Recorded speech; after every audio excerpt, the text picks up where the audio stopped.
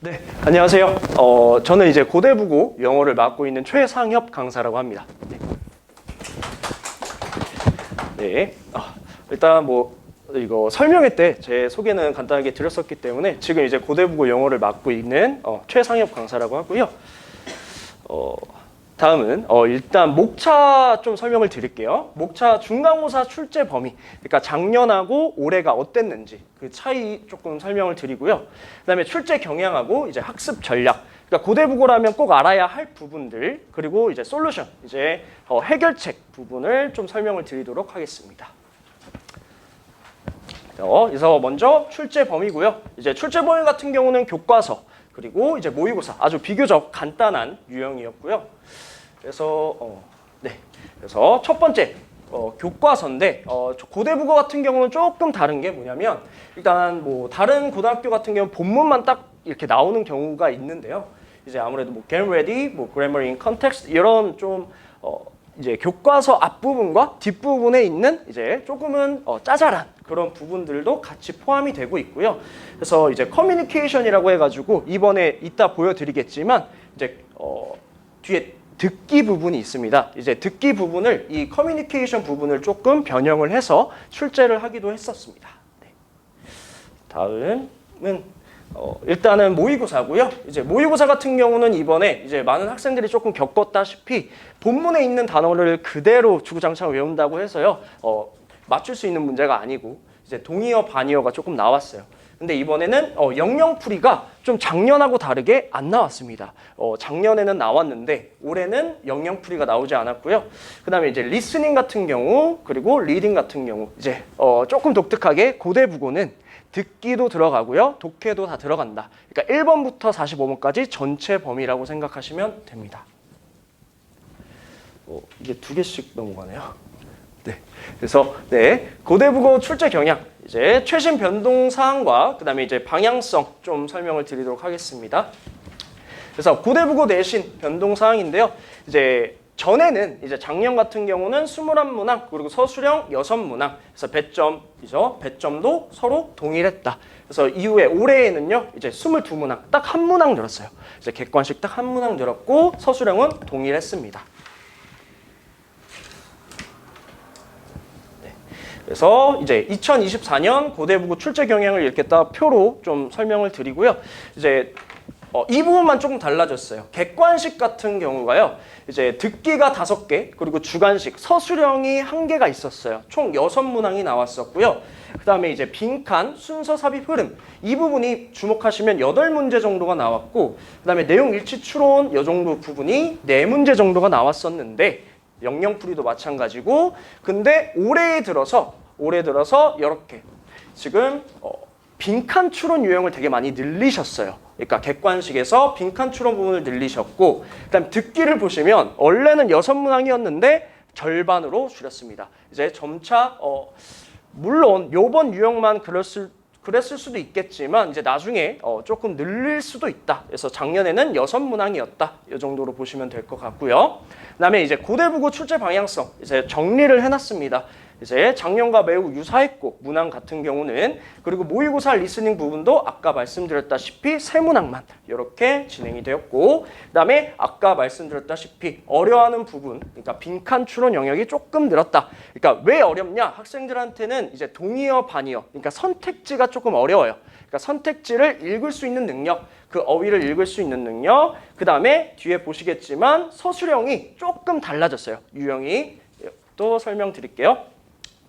그래서 학습 전략해서 보시면 그래서 고대부고 내신 체크라고 해서요. 이제 직접 찍어서 가져왔습니다. 그래서 아까도 말씀드렸다시피 1번에서 45번 모의고사 전체가 범위였고요. 그다음에 이제 객관식으로만 아까 말씀드렸다시피 서술형이 있었으나 이제 객관식으로 출제가 되었다. 그다음에 이제 아까도 커뮤니케이션 이 부분 이렇게 3개밖에 안 나왔습니다. 그다음에 이제 영작 유형인데요. 이제 영작 유형 같은 경우가 이렇게 지금 알파벳을 하나씩 주어져요. 그리고 이번에 조금은 좀 난이도가 쉬웠던 게 뭐였냐면요. 이렇게 지금 보시면 단어의 삭제, 추가, 변형, 금지. 그러니까 하지 마라. 변형할 필요도 없고 주어진 것만 적어라. 이렇게 나왔어요. 그래서 이번에 컷이 솔직히 1등급 컷이 매우 높을 거로 예상이 되고요. 이제 90점 초반으로 생각을 하고 있습니다. 저는 이제 낮아도 89. 이 정도로 생각을 하고 있어요. 그래서 여기에 보시면 이렇게 다 힌트를 다 주고요. 이제 보기에 다 주어지고 이거를 이제 알맞게 영작만 하면 되는 문제. 근데 이 부분 이게 달라졌다는 건데요. 어법과 문맥에 맞춰서 그러니까 동사, 그러니까 원형을 주는 거예요. 단어의 원형을 주고 그거를 알맞게 변형해라. 이 정도. 그러니까 이 부분이 조금 달라졌다. 네. 이 부분만 신경 써주시고요. 그 다음에는 이제 본문 내용의 숙지 부분이에요. 이제 추론 영역이라고 하거든요. 그러니까 본문만 알아서는 안 되고 그 본문의 내용 핵심을 판단한 다음에 여기에서 질문을 던지거나 혹은 이렇게 일치하는 것만으로 짝지어진 것 이렇게 A, B, C, D, E 이렇게 중에서 올바른 거를 골라야 되는 거예요. 그러니까 A냐, D냐, 뭐 C냐, D냐 이렇게 올바른 걸 고르게 한다. 그리고 요 선택지 여기에 있는 이 부분들은 요 본문에 있는 단어가 아닙니다. 그래서 본문과 유사한 동의어, 반의어가 들어가기 때문에 여기에서 이제 기본적으로 동의어, 반의어를 외우지 못한 학생은 여기에서 많이 틀린다. 요 정도로 알고 계시면 될 것 같아요. 다음, 그래서 마지막 부분인데요. 이제 본문만 암기하고 들어가는 학생들, 그러니까 이번에 많이 느꼈을 거예요. 이제 중학교 때 주구장창 암기만 하던 학생들이 여기서 많이 무너져요. 왜냐하면 여기에 보시면 윗글을 읽고 본문이에요. 본문을 읽고 소년에게 조언하는 글 A, B, C에 들어갈 말 반드시 본문의 단어로 쓰시오. 다행히도요. 이번에는 조금 선생님들께서 난이도를 풀어주신 것 같아요. 그러니까 왜 그러냐면 본문의 단어로 쓰라고 하잖아요. 그러니까 다른 데서 가져올 게 아니라 본문에 있는 단어를 가져오래요. 그러니까 이 부분 같은 경우엔 본문에서 그대로 가져오면 되겠죠.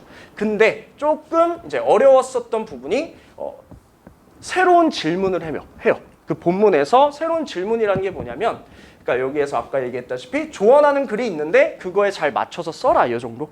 그렇죠? 이런 난이도가 조금은 어려웠을 수 있고요. 그다음에 두 가지 질문을 이렇게 던져요. 그래서 어떻게 주관적인 감정의 상태를 객관적으로 수치할 수 있는가? 그걸 우리말로 구체적으로 쓰라. 이렇게. 그러니까 본문의 핵심 내용을 잘 판단하고 있느냐? 이런 거를 묻는 이제 유형들이 나온다라는 거. 그러니까 본문만 암기해서는 서술형을 다 맞출 수는 없다. 그래서 최상위권 친구들은 이제 아무래도 내용 추론 분석을 조금 필요로 한다. 그래서 교재에 저는 이제 요약이라든가 주제라든가 제목이라든가 그런 부분을 넣어서 학생들한테 미리 조금 숙지를 시키는 편입니다. 네. 그다음에 솔루션. 요거는 이제 설명회 때 설명드렸던 부분이라 간략하게만 설명을 드리고 넘어가도록 할게요. 요 부분은 이제 수능 테스트북이고요. 이제 학부모님들이 조금 참고하라고 넣어놨습니다. 이제 모의고사 대비할 때 어떻게 할 것이냐 이런 교재들이고요. 이제 자체 교재들, 제 교재들 이렇게 좀 설명을 드리고 이제 다음으로 넘기시면 이제 내신 교과서 이 부분 제가 이제 자체 제작을 하고 있고요. 이제 학생들 고대국어 같은 경우 아까 말씀드렸다시피 그런 유형에 맞춰서 좀 제작을 하고 있어요. 그래서 이 부분 하나씩 살펴보시면 이제 렉처 노트에서는 이제 학생들에 맞춰서 이제 뭐 요약이라든가 아까 말씀드렸다시피 주제라든가 이런 것들 넣고요. 그다음에 뒤에 이제 애널리티컬 스킬스라는 이제 학생들이 직접 분석을 하는 거예요. 이 부분은 왜 하는 거냐? 이제 학생들이 수업을 들으면 다 되는 줄 알지만 수업을 듣고 만약에 너가 직접 한번 써볼래? 분석해볼래? 하면은 남는 게 한 50%에서 60%. 잘해도 70% 정도가 남습니다. 왜 그러냐? 그러니까 수업만 듣는다고 해가지고 머릿속을 100% 들어갈 수가 없어요. 그래서 그 나머지 30%, 40%를 채우기 위해서 직접 분석하라 하고 제가 체크를 하는 그러한 시스템입니다. 다음엔 테스트. 그래서 요번에 이제 고대국어 친구들은 다 이걸 겪었죠. 이제 리뷰 테스트, 이제 매 수업마다 누적으로 우리가 진도를 나간 부분에 대해서 리뷰 테스트를 진행을 하고 이제 틀린 것들 질문 받고 1대1로 체크하고요. 그 다음에 이제 추후에 1차 진단고사와 2차 진단고사를 거칩니다. 그래서 이제 최종 진단고사 같은 경우는 이제 직접 이제 메가스터디 측에서 이제 내신고사라고 해서 그때 이제 진단고사를 보는데 매우 유형이 비슷하게 나오니까 그 부분에서 점수가 이제 어느 정도 좀 드러나기 때문에 학생들이 되게 조금 난해해야 하는 그런 경우도 있고요. 그다음에 리뷰 테스트는 이렇게 매번 중요 부분만 딱 집어서 이제 내고 있습니다. 그다음에 스크램블, 이제 많은 학생들 보통 원하는 게 이제 서술형 대비나 혹은 이제 지문 분석지, 그래서 최종 분석지죠. 그래서 그 학교에 맞춰서 이제 중요한 부분을 이제 최종 분석본으로 이제 주고 있습니다. 그다음에 이제 마지막으로 진단고사, 이렇게 내신고사, 그리고 제가 직접 자체 제작하는 그렇게 중간고사, 미리 보는 중간고사, 기말고사라고 생각하시면 되고요. 그래서 미흡한 점 보완하고 이제 여기에서 부족했던 부분 저랑 체크하고, 이렇게 학생들이 물론 요걸 하면서 느끼는 게 뭐냐면요, OMR 체크에서 실수하거나 이제 실전에서 실수하는 것들을 여기에서 메꾼다라고 생각해 주시면 될 것 같습니다. 네, 그래서 이제 뒤에는 Q&A예요. 이제 많은 학부모님들이나 학생들이 보통 많이 이제 질문하는 것들인데요. 요거는 좀 미리 말을 하고 싶습니다. 이제 내신이 되게 안 나온다. 모의고사는 잘 나오는데 내신은 잘 안 나와요. 요 학생들은 뭐가 문제냐? 어형 변화. 그러니까 아까도 보셨죠? 서술형에서 어법에 맞춰서, 문맥에 맞춰서 서술해라. 이런 부분이나 혹은 이제 선택지에서, 본문이 아니라 선택지에서 동의어, 반의어가 나오는 부분.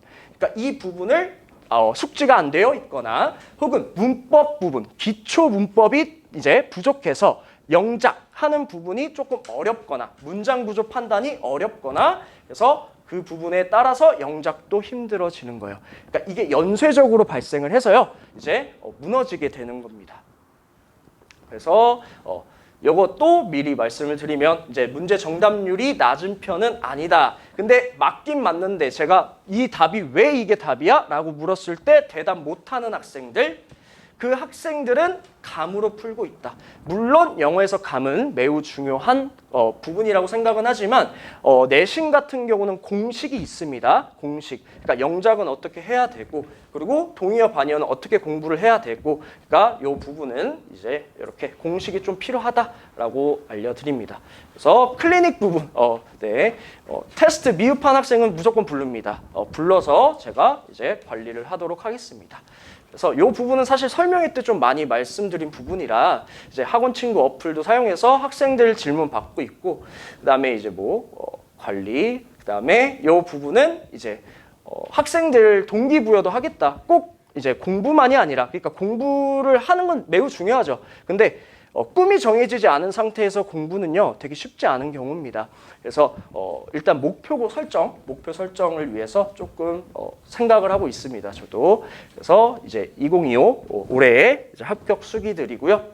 그래서 네, 이렇게 좀 준비를 해봤습니다. 네, 감사합니다.